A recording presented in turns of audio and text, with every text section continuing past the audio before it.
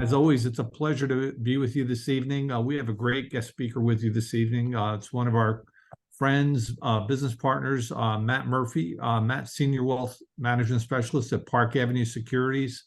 Many times, we'll turn to Matt. He happens to be a subject matter expert on different retirement planning strategies and products. So Matt, it's always a pleasure to have you with us, and welcome. And I'm going to hand it over to you at this point. So Matt, welcome, and it's all yours. Awesome. Thank you so much, Frank. It's just a real pleasure to be here with you and everyone on this call. As Frank mentioned, my name is Matt Murphy, and as I was getting prepared for tonight's, just call it a chat with everyone here, I told my boys, Leo is 12 and Rocco is 10. So Leo and Rocco Murphy. I said, hey boys, Dad's got to give a presentation tonight. And my son Rocco jumped right and said, hey Dad, you don't have to give a presentation, you get to. And I said, that's right, positive attitude. and and hey, so we'll need one as we go through some of the stuff about retirement, because we're going to talk about risks in retirement. So it can be a little bit maybe of a downer sometimes to think about, but kind of always like the what ifs in life. And it's just like from one day to the next, it truly is just anything can really kind of happen. So it's really just about being prepared, being like preparedness for retirement. Preparedness for anything in life is, the more prepared you are, the better you're going to be. So this deck here that is called Retirement Matters. And that word, as I was really just kind of, this presentation is when we've had that word matters is just something that really speaks to me when I say it. And it's really like all this stuff that we'll go through about, risk and inflation and things like that. All that matters is you and what you want to get out of your life. Money isn't everything. It helps to have, but there's going to be a lot of things in your life that you want to do. So I'll speak for myself. I mean, I think of my boys, and we're busy doing our jobs, working, and they're at this age. For me personally, they're 10 and 12, and I wish to God that I could just freeze time, because we're just having so much fun. Like right now, it's fall, the weather's nice. I was joking with Frank, it's getting a little dark a little earlier. Want to take advantage of that sunlight as much as we can before we really get into the cold, dark days. But my kids, we just go out on the weekends and we ride bikes. We play basketball together. We enjoy that. So those are the kind of things, like what matters to you. And, it's in our lives on a daily basis, but you really you gotta look ahead. Day by day is a great way to go. But it can't be the only way to go. You got to plan, you got to be prepared. And this is just some of the things that we're going to talk about tonight. And I mentioned, you may have heard before we got kind of going there, just feel free to ask questions. Sounds like we use the Q&A chat function, but I think there might be like a raise your hand function. And Frank, just let me know as questions come up. So we'll jump into it here. And again, thank you all for joining.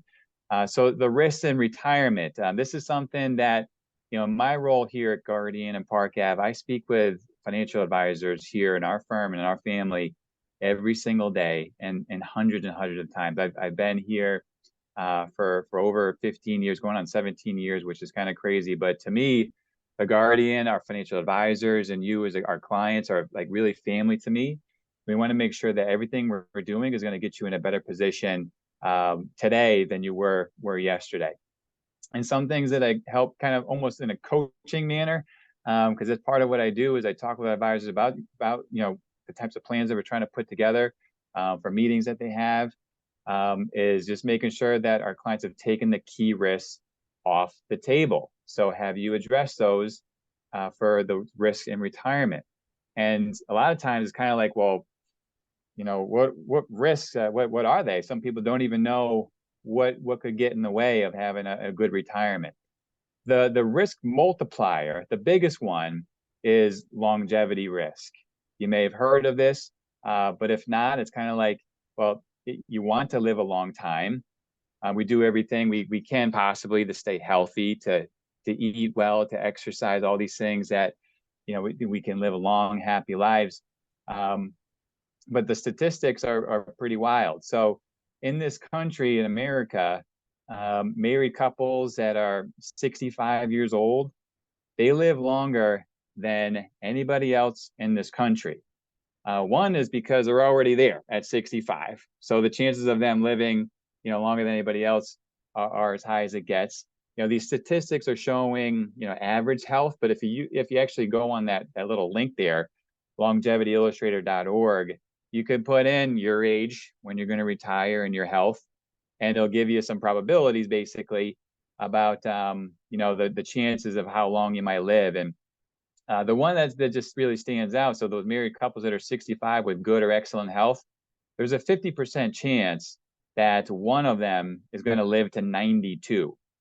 And there is a 25% chance, so 1 out of every 4 people are going to live to age 96. That's just wild to think about. But then I immediately go, for me personally, maybe you're thinking of someone in your family. I think of my great uncle Richard in upstate New York. He's a World War II vet. Love him dearly. He is sharp as a tack in his mind, but he is banged up. he's like, hunched over, but he's still kicking. And then his lovely wife, my great aunt Eugenia, she's 99 years old. The two of them. It's crazy. It gives me the chills just thinking about them. And my aunt Eugenia, she has had some diminished capacity, mentally, and some dementia issues. And guess where they live? They live with their daughter, right, who is in her 70s, and she has some dementia components going on for her, and she's the caretaker. She has her own children who have grandkids. She is divorced, and her brother and sister live, a few, like at least an hour away down in Syracuse, because they're up in the Thousand Islands in upstate New York, that are going to visit them. This is their life. Is it something that, not something that they wanted? Like, great that great Uncle Richard and Aunt Eugene are here, but it is a challenge, right? That is just a crazy situation. So we want to live long and happy lives, but how can we, just make things as set up as well as possible for whatever life's going to come at us? And this is a longevity risk. So what are the other risks? So this is going to multiply these other risks in retirement that could come up and be an issue. Inflation has not really been much of a problem over the past few decades. It is always there. It is always there. Inflation, 2.5, 3.5 or so, like the average inflation rate. June 2022, 9.1. And the crazy thing about that is you could literally see it in the grocery store. My boys there, they finally started, enjoying eating steaks, and I'm kind of going, all right, let's start off, I'm looking in the meat, section. I'm thinking I want to get them a nice Delmonico, something that's going to be a delicious steak. And I'm looking back over a year ago, I could have swore there was like $40 a steak. And I'm like going, no way am I going to do this. So I'm going down the aisle to like the Salisbury steaks, right, just to get like $4 or $5. So I'm changing my habits of what I'm buying based on that. Now I go, inflation is at 3.7 right now. It's come down. It's still, a lot of stuff to deal with, is what we're dealing with in the world. But now I'm getting those Delmonicos and we're enjoying them. Put a little salt and pepper, a little butter, and they're happy as clams, and we all are. We have fun doing that. But and again, like there's some wings that I buy, and they were literally $24 at one point. Today they're $8.99. So like you see these kind of things when it pops up. This was so drastic to see the inflation going on, but this stuff doesn't last forever. It's like it comes and it goes. Longevity, longer you live, with more chances that kind of stuff is going to come up and be a potential issue.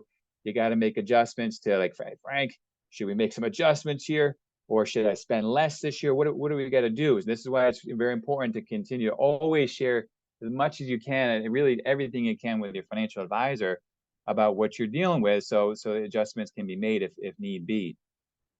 So inflation is just another key risk in retirement. And the ways to kind of like handle that is, having and maintaining some kind of equity exposure. Like, how do you address inflation over time? Equities over time, they outperform. So you're kind of later bucket money in life, right? The kind of 10, 15 plus money that you can get some equity exposure there for long term so that it can outpace inflation. We're in higher interest rates, but that may or may not last. It can change on a dime. We were, if you look at, the 10-year treasury, it bottomed out in 2020 at 52 basis points. So that's like, 0.52. And today, just yesterday, it was at 5.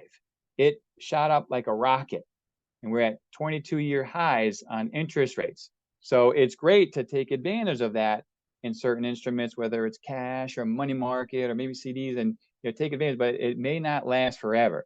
And staying there is where inflation can erode that over time.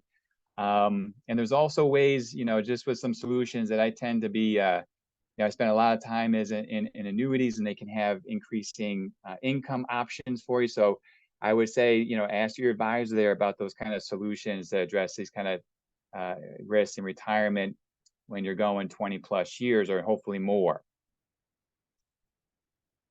Healthcare costs. Every time I see these numbers, I remember seeing it kind of first time and going, maybe it was a few years ago, it was 245,000. I'm going, geez, that's a big number. And, I would feel like a lot of things. I feel like if I'm saving for my kids' college and looking if it's going to, certain schools, $50,000 to $100,000, I just go, forget about it. They're I just feel like I'm going to give up. And then when you see numbers like this, healthcare risk in retirement, 315 grand just for healthcare costs.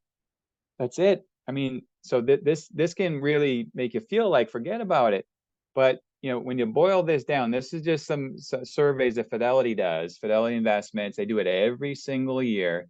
They look at healthcare costs in this country, and they're looking at 65-year-olds over like average life expectancy in retirement, what the average cost is for healthcare. And this is not including long-term care, okay? But don't get freaked out by these numbers, because this is over time, how much gets spent. When you break it down, this is a married couple. So, over 20, 25 years or whatever that might be there, per year, it's about $12,000 for a married couple. For a single person, it's about $6,000. For that single person, it's really $500 a month, right? When you boil it down, it's nothing too crazy, right? Because this is stuff that's over time. The other part about this, though, is look what it was 20 years ago and inflation. If there's, inflation running rampant anywhere, it's in healthcare, unfortunately. It's really, really kind of wild. They say to, think about doing, prepare like 5 to 6% increase on your healthcare costs, because that's just at the rate that it's been increasing. 160 grand for that married couple just 20 years ago. It's almost twice as much, practically is. So that's, when you get to, make a note on this. I'm not a Medicare expert, but make sure you talk to your financial advisor there at C&A and say, hey, I'm turning 65 pretty soon, because within 3 months of 65 and 3 months after, you might have to do something, or you get late penalties on your Medicare plan. So you want to call your advisor and say, hey, I'm still working, and I got to work for a big employer. What should I do? Or, hey, I'm working, but we're a small company. Is there something? Just when you get to that age, we have the resources to check on and give you some guidance about what you should be doing for this kind of stuff as well, for just Medicare coverage. Because part of these costs you see are, some of this comes out of your Social Security check to pay for your Part B premiums. But then you got to pay for Part D, which is prescription drugs. And then you got to get a gap policy, right? And so when you're not working for your employer anymore, maybe you have your own business here in this call and you sell your business, you're not getting covered by the company benefits anymore. You're going to be going over to Medicare. So you want to have that in mind, especially when you get to that age, about, making sure you're on top of these kind of decisions that have to be made. And then again, being prepared for these kind of costs. This is basically an essential, cost that's going to be there until time comes.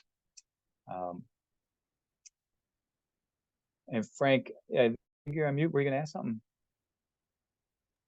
A little sidebar for our listeners is that Medicare costs is also means based, which means, in retirement, the more that you have in earnings and taxable earnings, the more your healthcare costs. So it's important to make sure that, when you're looking at, healthcare costs and things of that nature, is you've got some tax diversification in whatever you're doing today to plan for what, some of these costs are, because, we call it the stealth tax. Is all of a sudden you retire, it's like, wow, I thought my Medicare was going to be $150 a month, it's 500, or whatever the case might be, because it's based upon income. So it's just something to pay attention to. So back to you, Matt. Great. Thank you for that, Frank. It's complicated. So it really takes a team to really put all that kind of stuff together. So I would have, I wasn't thinking of that. And actually, to piggyback on that too, Frank, they look back at 2 years ago, right? Absolutely. And so it's something that, we have the resources to help with those kind of things to be mindful of. Sequence of returns. There may be some of you here that talking with your advisor here at C&A that have had these conversations about a couple of the risks we covered so far, including sequence of returns. But there may be some of you here that have never heard of it. And honestly, I wouldn't be surprised. I never heard of it until I started studying and learning about, what it takes to have a retirement plan. Because sequence of returns is not an issue during accumulation. If you're growing and saving and building your nest egg, it doesn't matter what the order of your returns are.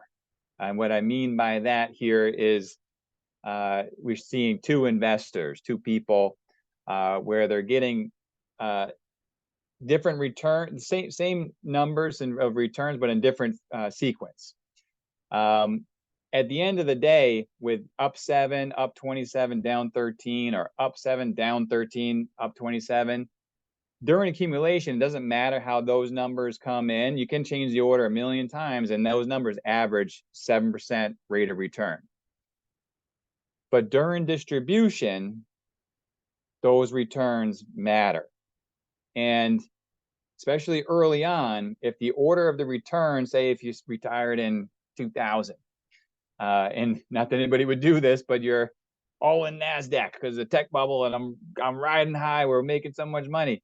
And then that index is down 30, down 30, down 30. Peak to trough, that tech bubble was down 77%. And the recovery on that, if you bought at the absolute high there, you didn't get back to square one until 2015, right? So now that's extreme and drastic, and you don't put all your eggs in one basket.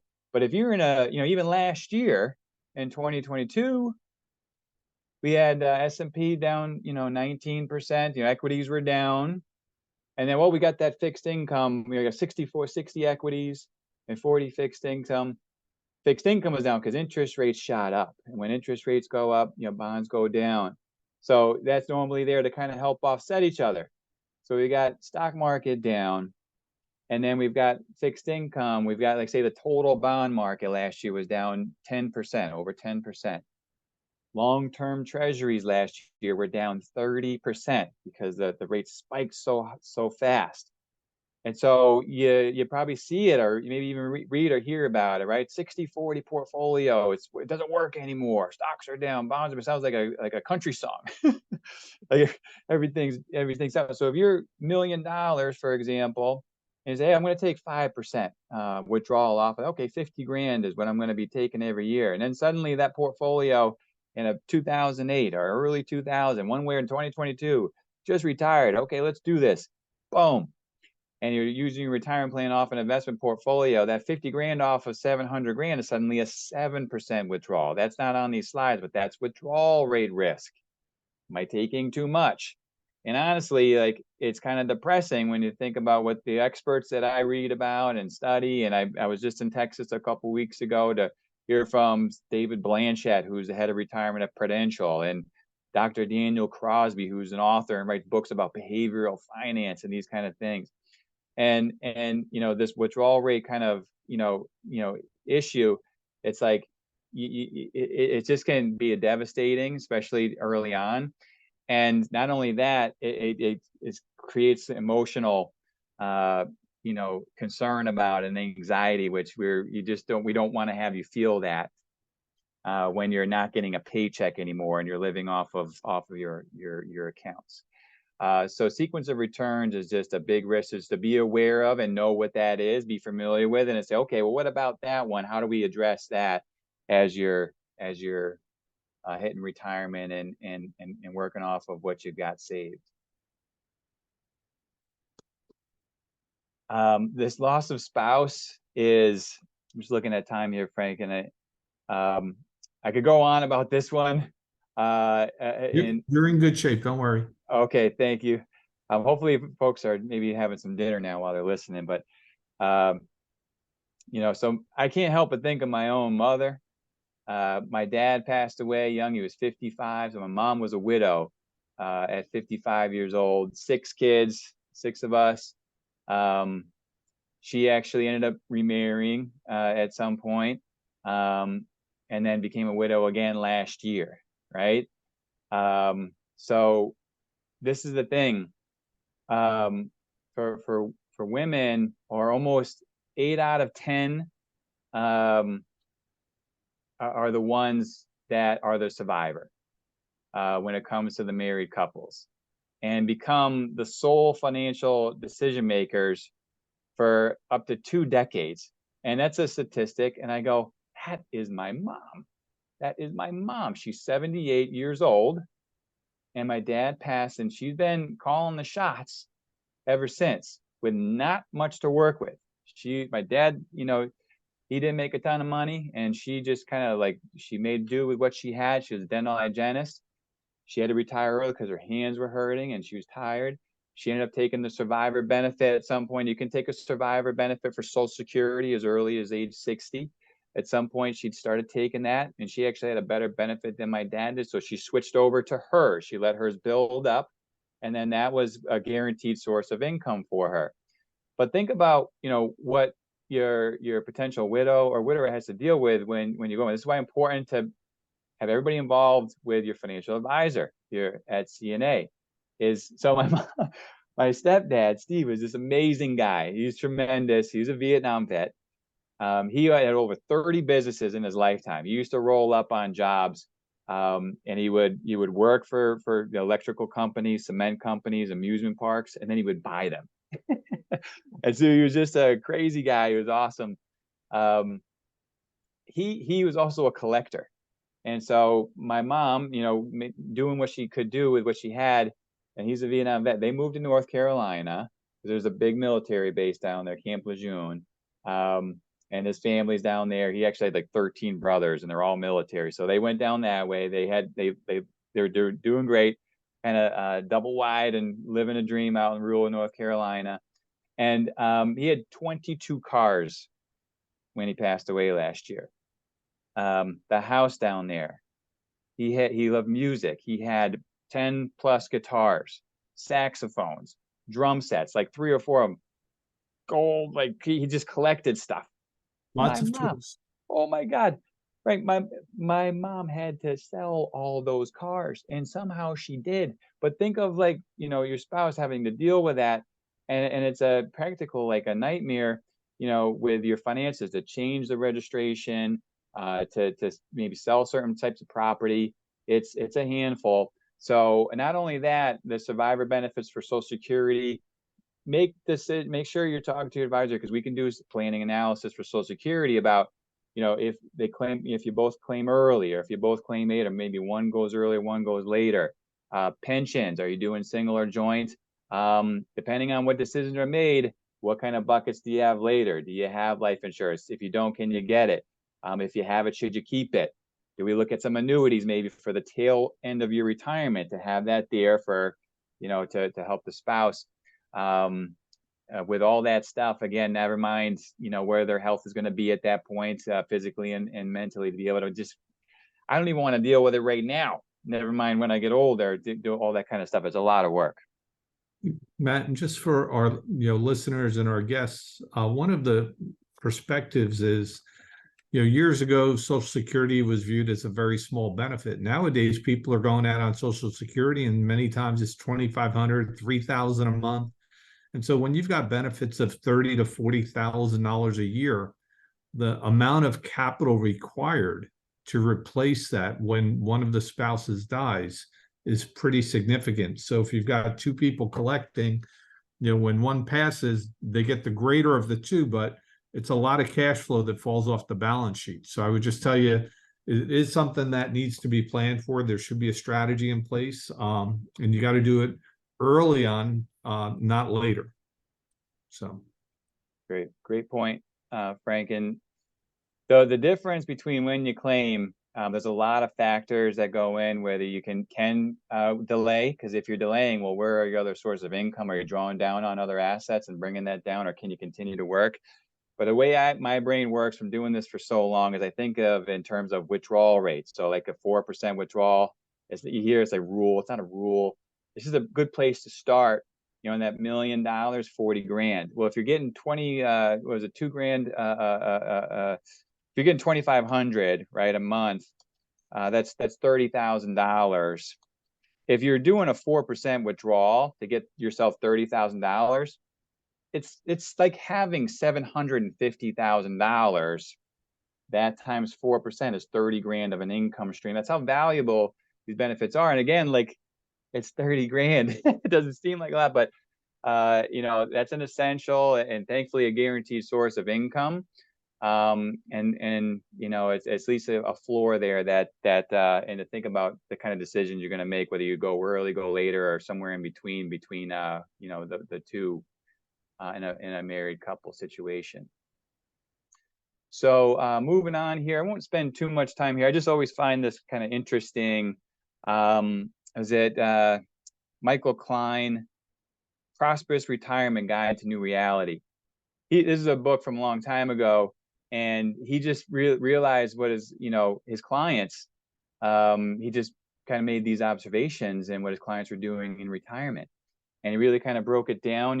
30 to 35 years. What were his clients actually doing in retirement?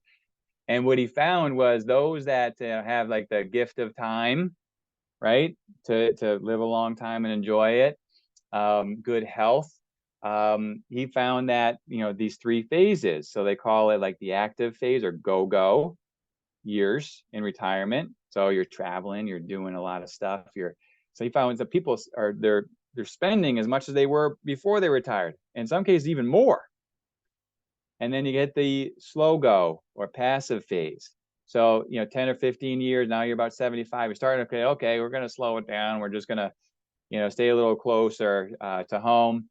And then the final phase, the no-go. So by that point, not going too far, right? Like I mentioned, my great uncle Richard, they're staying home. They're not going anywhere. But then you got that variable component there of like cost and the spending.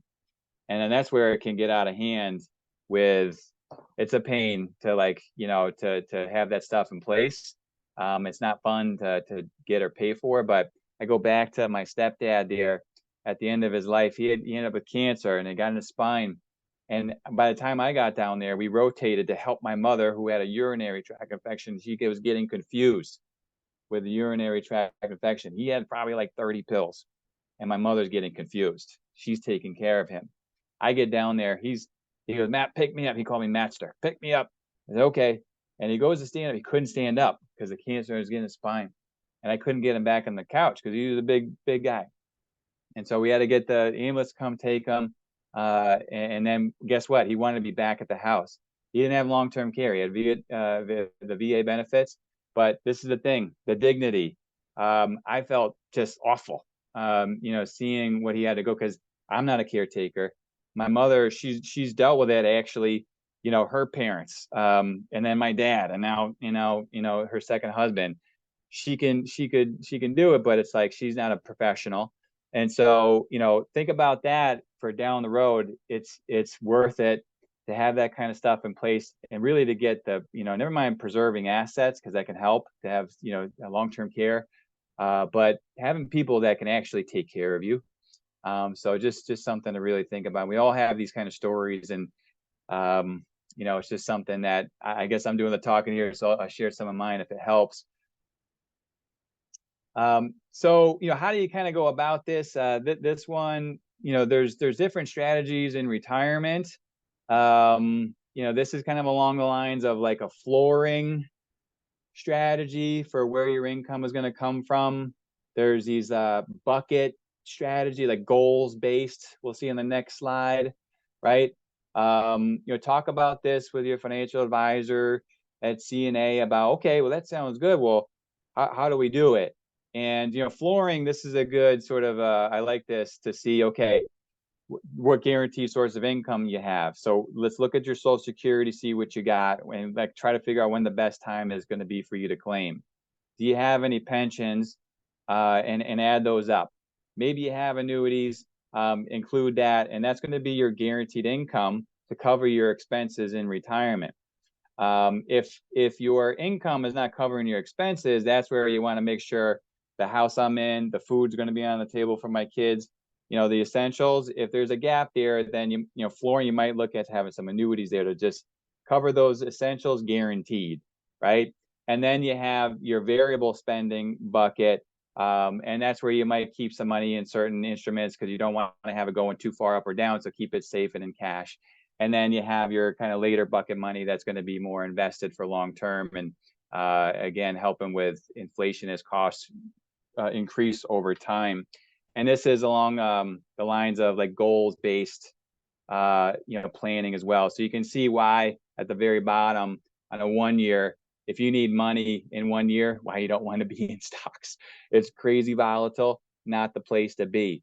So that'll help just really mentally to say, okay, I don't have to like worry about it being down because I keep my safe money that I might need in safer instruments.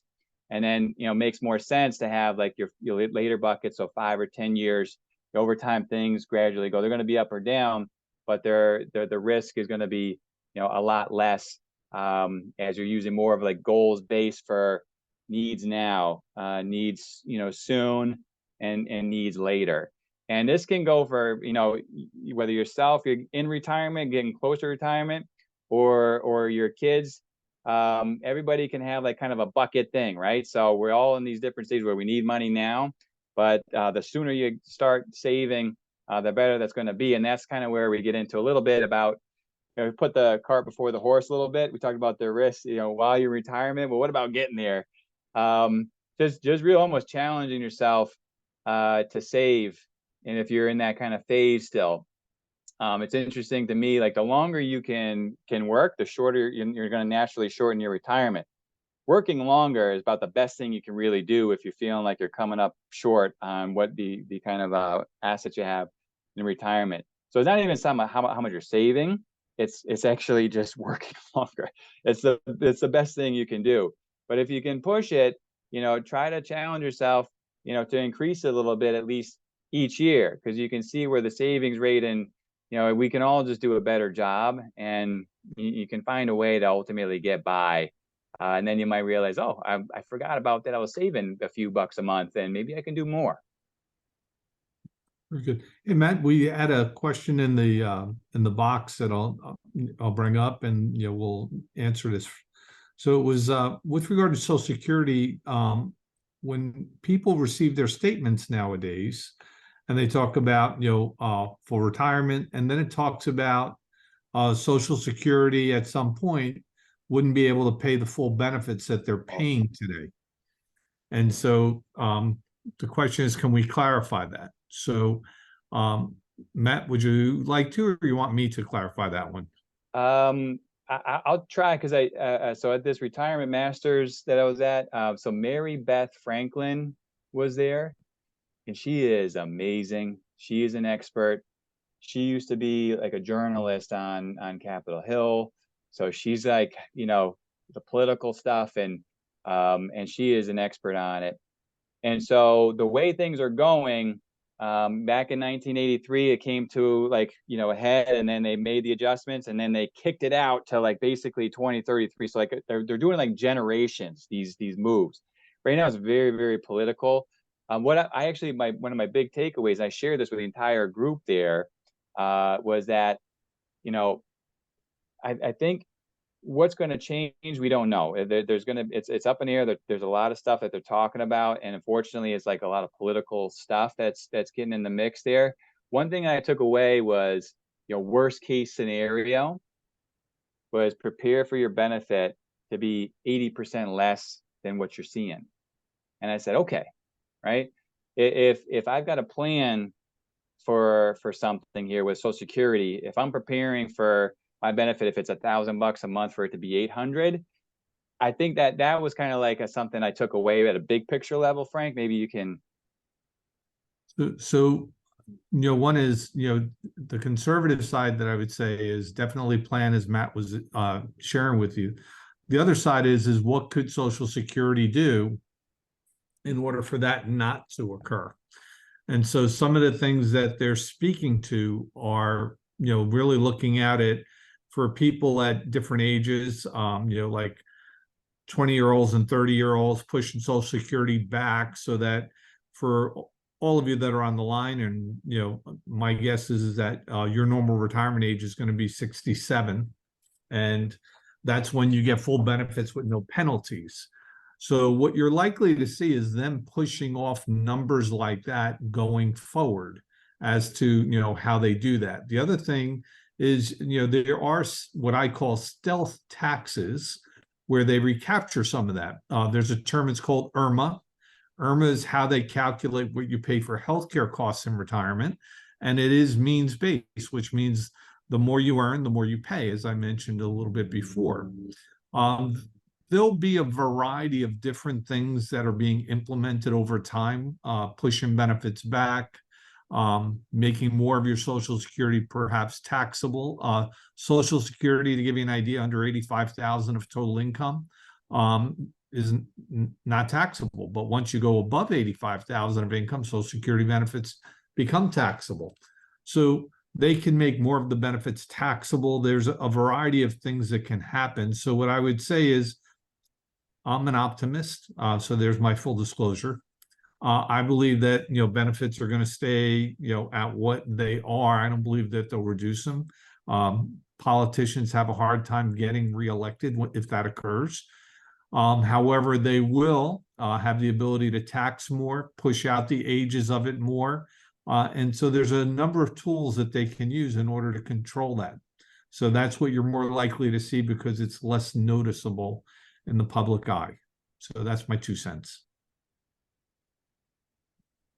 Great info there, Frank. And yep, it's generational. So the people today, if you're born after 1960, your full retirement age is 67, right? My mother was 78, was 65. So it's like people getting to this point now where they're 67, it doesn't hurt as much, right? Because if they said today, hey, tomorrow or next year, you people are going to get your full retirement at 67, guess what? It's going to be 70. They're not going to like do that kind of stuff. But Frank, just really, really good there. Just along the lines of saving, this is just really good stuff again for everybody. Maybe people here that have like time, maybe your kids, right? Because it's just like I can't help but think of my kids. Like the sooner they get even just a little bit, and then invest and not just keep it in cash. Look at the difference here. So get into retirement. I just love this kind of stuff, and I see it. I've seen accounts, and I always think of this one that I saw from a couple years in 20. It was worth about 240,000, and somebody put in 12,400 in 1984. It's just a large cap kind of fund. They bought and they held it, invested, and it grew from 12,400 to 240. I was looking at those numbers. I'm going, that is like almost like a lottery. But when you do the math from 1984 to 2020, it's 36 years. It's 8.5%, like you only almost read about. Right. So this kind of stuff right here, you only like see it in pictures. But if you actually do it, it can happen to you. So I was like one of those kind of things. So if you look at this kind of thing, the earlier, the better. And the one at the bottom there, they start early and they invest every year, but they're only doing in cash. And that's like another thing with, the younger generation is there's a lot of stuff going on. It's like almost like everything's at their fingertips and they're seeing too much almost and they're freaked out. I don't know what's going on. But then if you start early and you invest, right, the early saver and investor does pretty well because they're in the game and it's time working. If you've got the person that starts a little bit later, only 10 years later, and then saves up until 65, so 30 years of saving, but started 10 years later, they actually don't do as well as the younger person that started at 25 and only saved for 10 years. And then, of course, the best is just save early and long and stay in the game. And so the more we can do this for ourselves, for our kids and whatever, that's just like time, as you hear, is money. And just doing what you can will add up. Frank, we're really getting to the end here. So, everybody on the call, working with a financial advisor, it honestly, it's a big step. It's time that you're taking and you're doing it for yourself when none of us really do enough of that for whether it's your own health and exercise and eating and your financial side of it, right? There's a lot of stuff that we just don't take enough time to do for ourselves.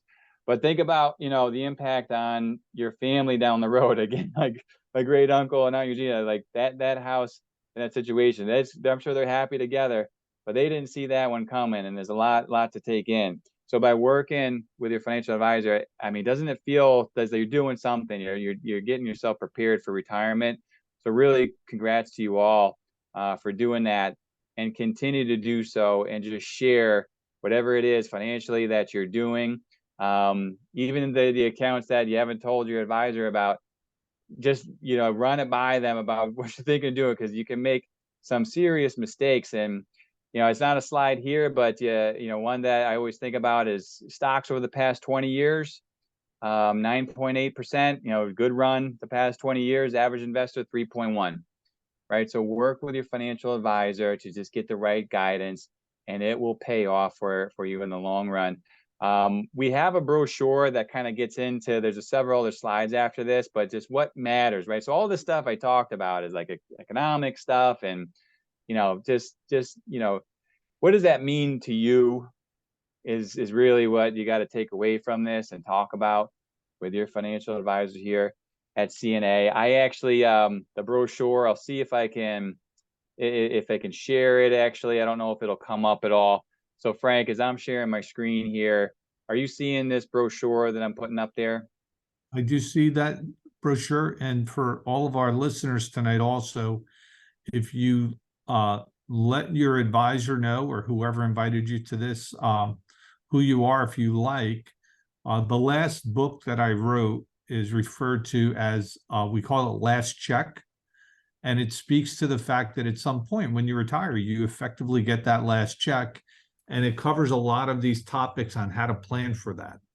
So it'll give you a little bit more on the in-depth, and it'll, work with your advisor towards, accomplishing what you need to do, because at the end of the day, you get one shot at this. You can't hit redo at age 64 and say, hey, let's go back the last 20 years and let me get a redo. You got to get it right, and it's very important. So you get one shot at it. So go ahead, Matt. Yep. No, again, well put, Frank. And I love this. I completed one recently. So it's just simple stuff. Just get, some thoughts down and write it down.